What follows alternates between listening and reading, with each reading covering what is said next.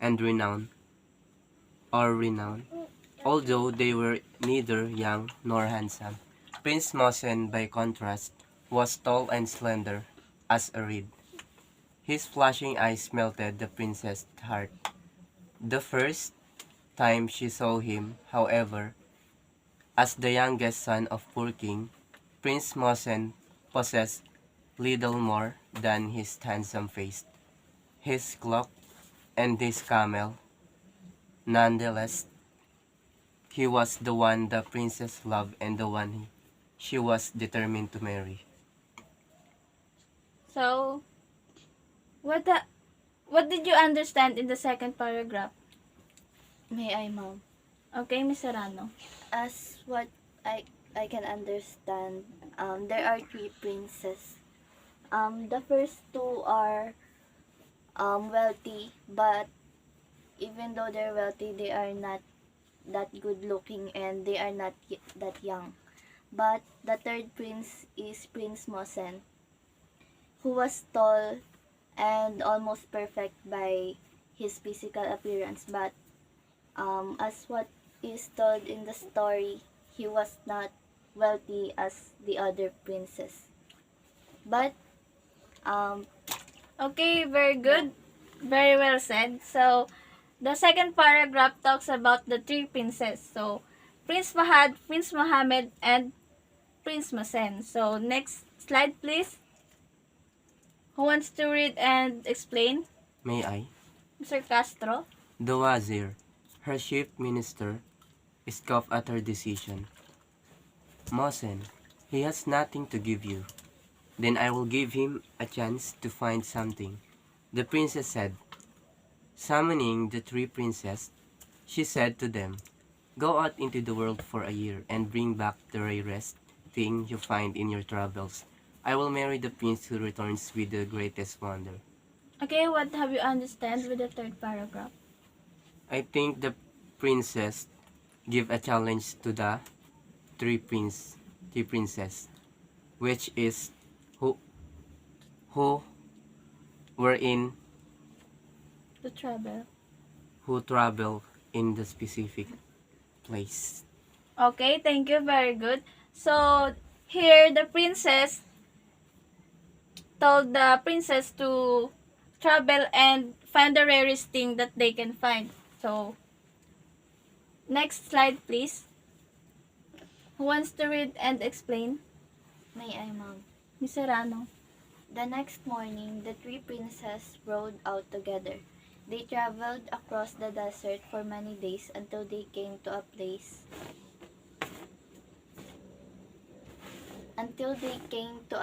where the path branched off in three directions. This is a sign that we should separate, Prince Fahad said. Prince Mohammed and Prince Mosen agreed. Prince Fahad took the path to the right, Prince Mohammed took the path to the left, and Prince Mosen continued straight on across the desert.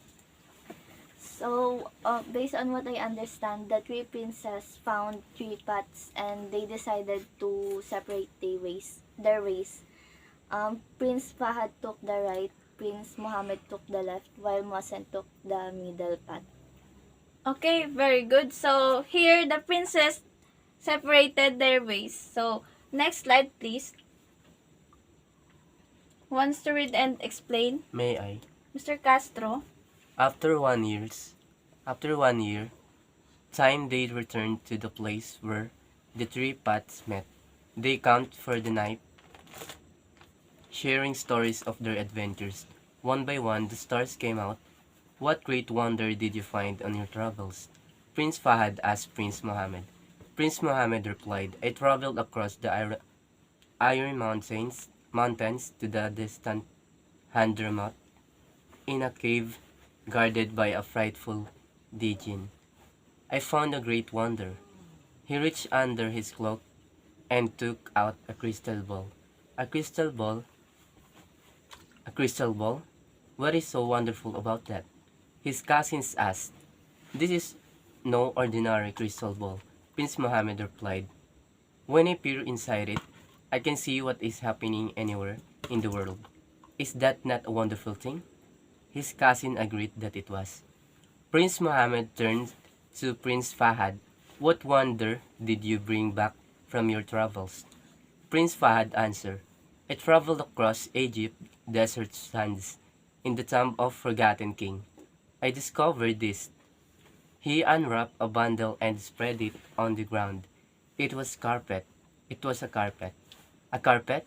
What is so wonderful about that?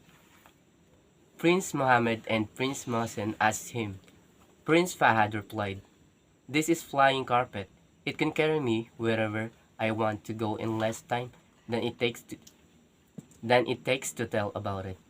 Is that not a wonderful thing? His cousin agreed that it was. Then Prince Okay, thank you. So, in this paragraph, all the princes met and they talk about what they found in their travel. So, what did Muhammad found, Ma'am, Miss Serrano? Muhammad found a crystal ball that shows the happenings on different places. Okay, very good. What did Fahad found? Who wants to answer? Ma'am, Miss Serrano? Fahad found flying carpet that can take you anywhere you want. Okay, very good. So, next slide. May I? Mr. Castro. As the three princes sat under the starry sky, Prince Mohsen happened to remark, I wonder if the princess is well. Hindi na yung... Okay, let's proceed. Who wants to read? May I? Mr. Castro. A tragic scene appeared before their eyes. There lay the princess pale as death. The wazir and the ladies and gentlemen of her court stood around her bed, weeping. Doctors bent over her, shaking their heads. The princess lowered their ears to the crystal ball and found they could hear what the doctors were saying. Our princess is dying. She will not live to see the sun rise. The princess The princess did not die. My orange can cure her. Prince Mohsen cried, but how can I reach her in time? Even if I rode all night, I could never arrive by morning. Okay, next. Next slide. My carpet can carry us there in an instant. Prince Fahad said, Quick, get it on.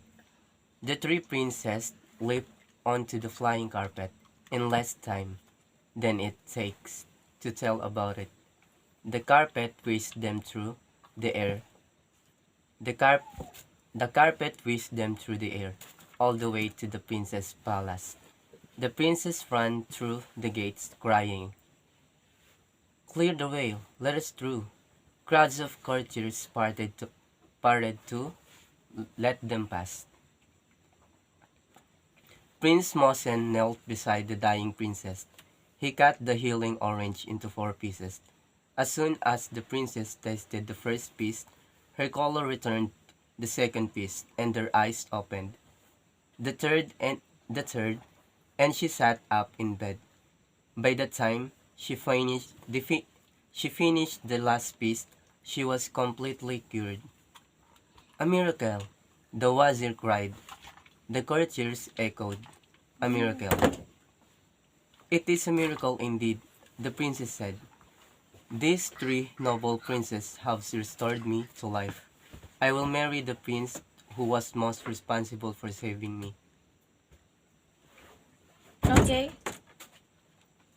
Next. Which one is that? Everyone asked. The princess obviously means Prince Mohsen, for it was his orange that cured her. The doctor said, True.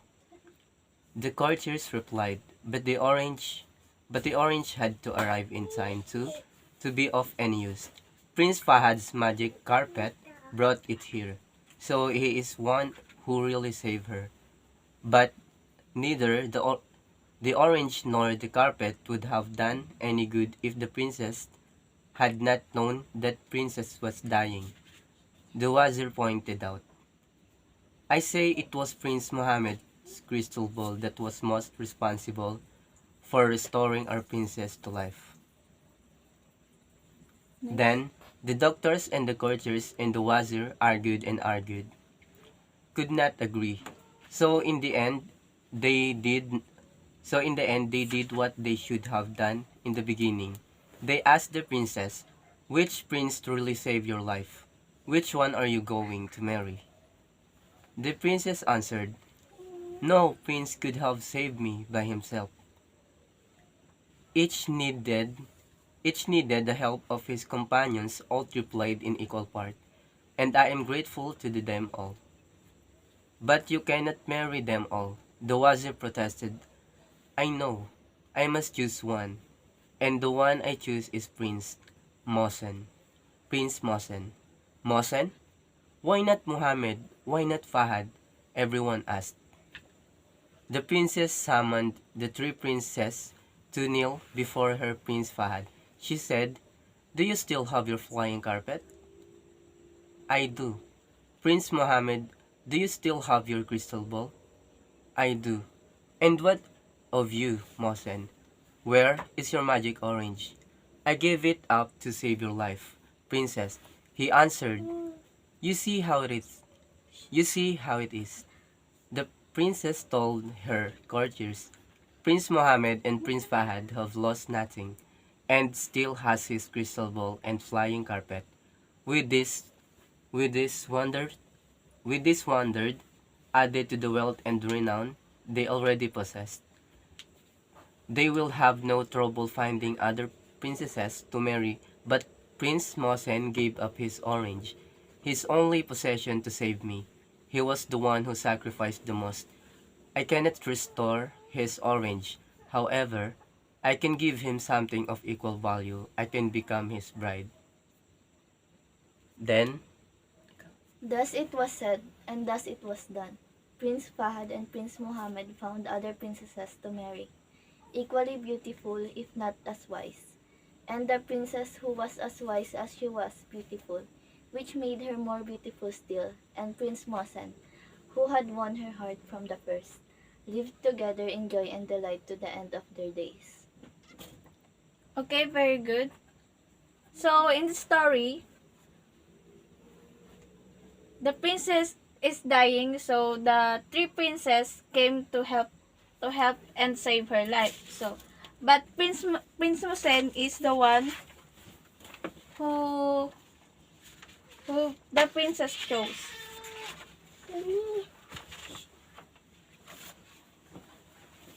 So this is the question. This is my question about the story. So number 1, who are the three princes and what are their characteristics? ma'am, Okay, Mr. Castro. based on the story presented, they are Fahad, Mohammed, and Mohsen. And their characteristic, Fahad and Fahad and Mohammed are wealth or rich, and Mohsen is poor but handsome. Okay, thank you. Very good. So number 2, why did the princess choose Prince Musen?